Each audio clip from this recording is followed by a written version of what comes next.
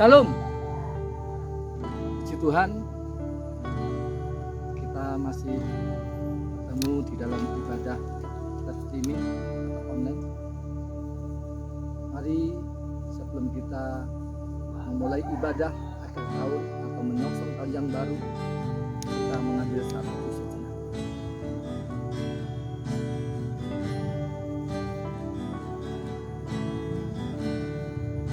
Mari kita masuk di dalam doa, hukum dan salam. Pertolongan ibadah akhir tahun dalam menyongsong tahun yang baru datangnya daripada Allah pencipta langit bumi dengan segala isinya. Kiranya turun atas kita sekalian kasih karunia damai sejahtera daripada Allah Bapa, Allah Anak, dan pertolongan Roh Kudus. Di dalam nama Tuhan Yesus kami tapiskan ibadah kami. Haleluya. Amin. Ya, Bapak Ibu yang dikasihi Tuhan, kita akan bersama-sama merenungkan firman Tuhan. Dan sebelum kita merenungkan firman Tuhan, mari kita menaikkan pujian Roh-Mu yang hidup. Mari kita nikmati pujian ini dengan penuh sukacita untuk mempersiapkan kita di dalam mendengarkan firman Tuhan. Selamat menikmati. Roh-Mu yang hidup penuhiku, mengalir dalamku.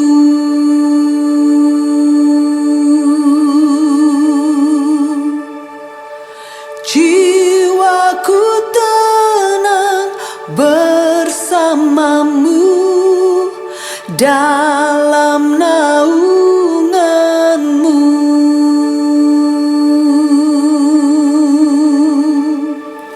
Ku buka hati untuk jamahanmu, berserah penuh di hadiratmu.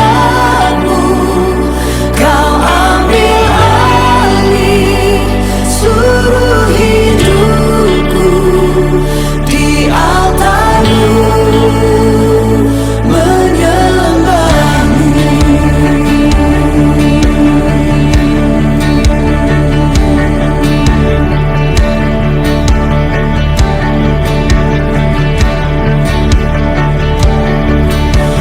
Roh-Mu yang kudus, pulihkanku. Engkaulah damaiku. Ku hidup oleh anugerah-Mu yang menyertai-Mu, yang menyertai-Mu.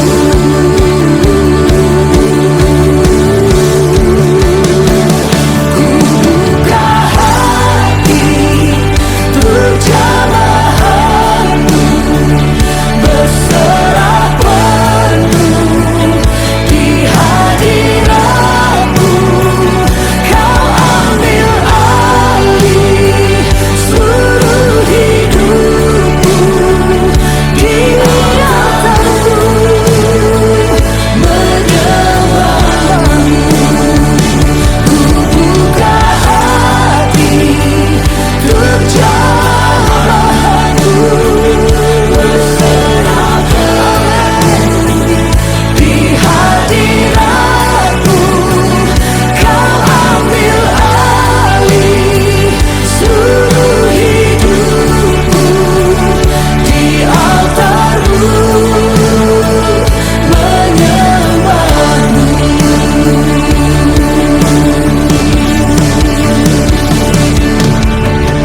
Roh-Mu yang kudus, pulihkanku.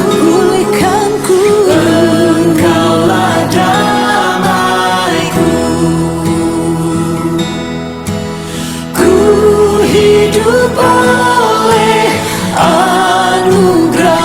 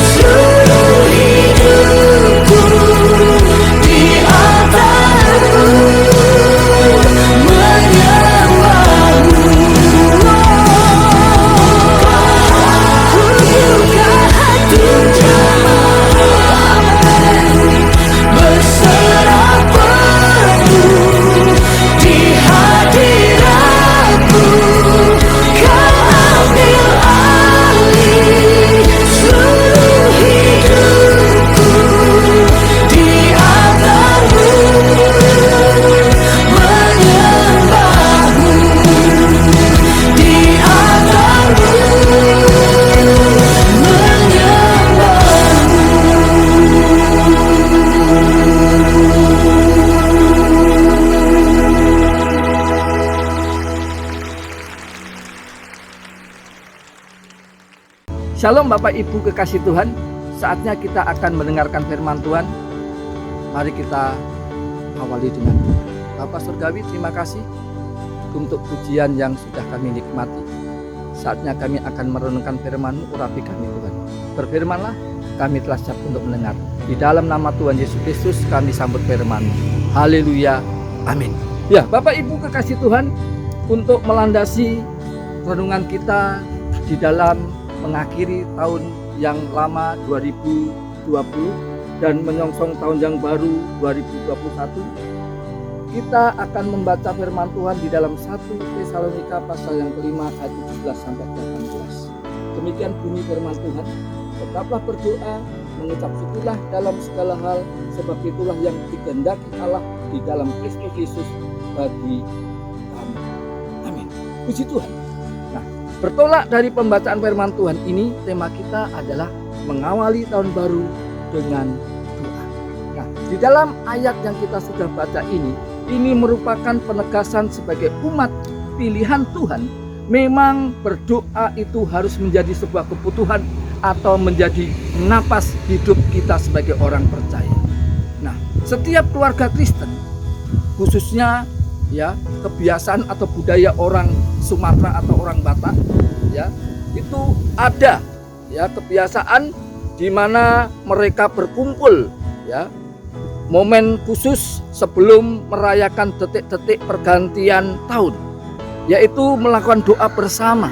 Lalu mereka menyampaikan harapan-harapan ya satu dengan yang lain, lalu mereka juga saling memaafkan satu dengan yang lain. Hal ini dilakukan apa? Agar setiap langkah yang mereka lakukan di tahun baru akan senantiasa diberkati dan dilindungi oleh Tuhan Yesus.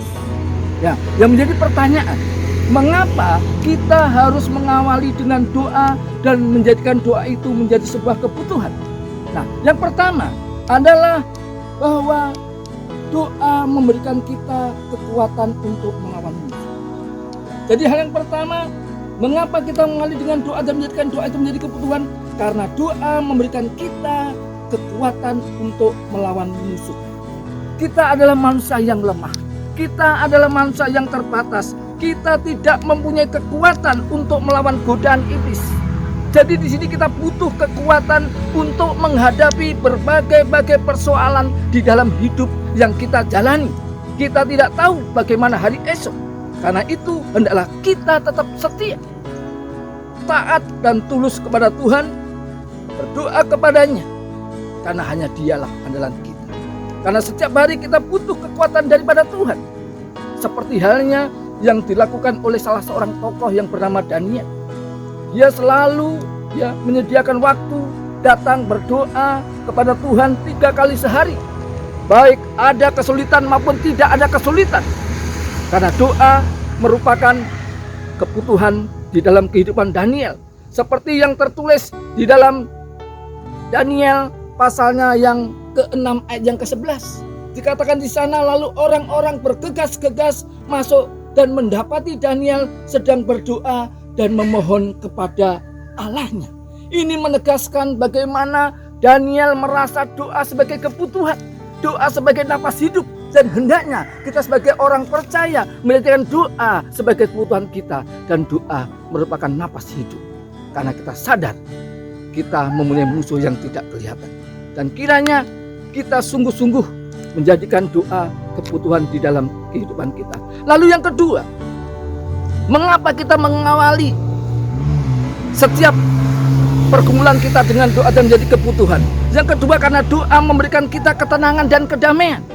Dari gambaran kehidupan Hana, kita dapat melihat akan kuasa Tuhan dinyatakan yang memberikan dia kedamaian, memberikan dia ketenangan jiwa. Karena ia tidak dapat melahirkan anak, di mana Penina sering menyakiti hati dia. Penina seringkali mengecewakan dia.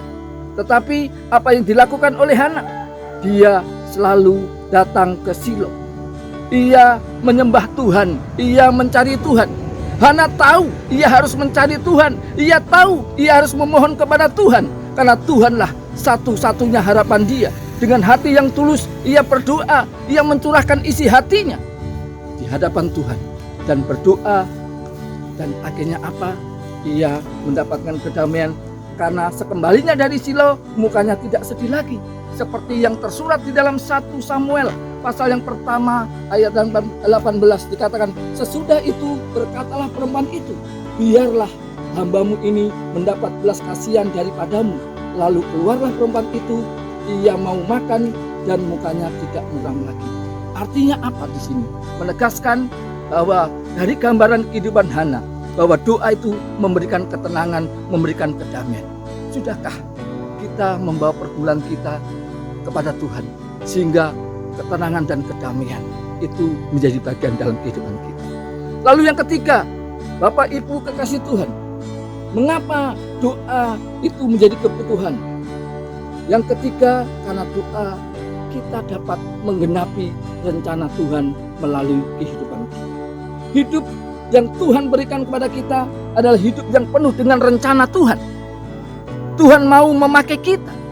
Karena itu di dalam segala keadaan apapun kita hendaknya harus berdoa. Supaya apa? Supaya rencana Tuhan terjadi dalam hidup kita. Dari kehidupan Rasul Paulus di dalam penjara, kita mendapati bahwa walaupun Paulus dan Silas berada dalam penjara, tetapi dikisahkan di sana Paulus tetap bisa menulis surat berisi nasihat-nasihat, berisi akan ungkapan-ungkapan untuk menguatkan umat Tuhan dan pengajaran-pengajarannya yang luar biasa, ya, serta berdoa memuji Tuhan. Dan apa akibat yang dilakukan oleh Paulus? Akibatnya yaitu terjadi gempa bumi. Semua pintu penjara terbuka, belenggu-belenggu terbuka, sehingga ketika kepala penjara melihat kejadian itu, dia terkejut dan menghunuskan pedangnya hendak membunuh dirinya sendiri, karena mengira bahwa orang-orang hukuman itu telah kabur dari penjara. Namun apa yang terjadi? Paulus menasihati, jangan celakakan dirimu, sebab kami semua masih ada di sini. Kami masih ada di dalam penjara. Kepala penjara berkata kepada Paulus, apa yang harus aku perbuat supaya aku selamat? Jawab Paulus, percayalah kepada Tuhan Yesus Kristus dan engkau akan selamat, engkau dan seisi rumahmu. Dari kejadian ini, jadi peristiwa ini, kita melihat bahwa Tuhan memakai Paulus untuk menggenapi rencananya. Hanya doa membuat Paulus bisa melakukan semuanya ini. Bagi Paulus, doa adalah kebutuhan. Bagaimana dengan kita? Sadarkah kita bahwa Tuhan ingin menggenapkan rencananya dalam kehidupan saudara dan saya? Seperti halnya Tuhan menggenapkan rencananya dalam kehidupan Paulus. Oleh karena itu, mari kita jadikan doa sebagai suatu kebutuhan, karena doa adalah napas kerohanian kita. Doa harus menjadi bagian yang tak terpisahkan dari kehidupan kita. Firman Tuhan menasihatkan kita tetap berdoa dan senantiasa untuk kita mengucap syukur di dalam Tuhan. Karena apa? Karena itulah yang dikehendaki oleh Tuhan. Bersyukurlah kepadanya, karena kita harus datang kepadanya dengan sukacita yang tulus. Dan Tuhan akan memakai setiap saudara dan saya sesuai dengan kehendak dan rencananya. Kiranya lewat firman Tuhan di dalam kita memasuki tahun yang baru 2021 dan kita akan meninggalkan tahun yang lama 2020. Kiranya sungguh-sungguh kita menyadari bahwa doa ini merupakan kebutuhan kita. Doa merupakan napas hidup kita, sehingga rencananya digenapi dalam kehidupan kita. Haleluya. Amin. Mari kita berdoa. Segala puji, hormat, syukur kami akan kepadamu Tuhan. Kami sungguh bersyukur kalau kami boleh melalui tahun 2020 walaupun di tengah adanya pandemi COVID-19, namun kami percaya penyertaan-Mu sempurna dalam kehidupan kami pribadi lepas pribadi. Dan Tuhan, kami akan memasuki tahun yang baru beberapa saat lagi.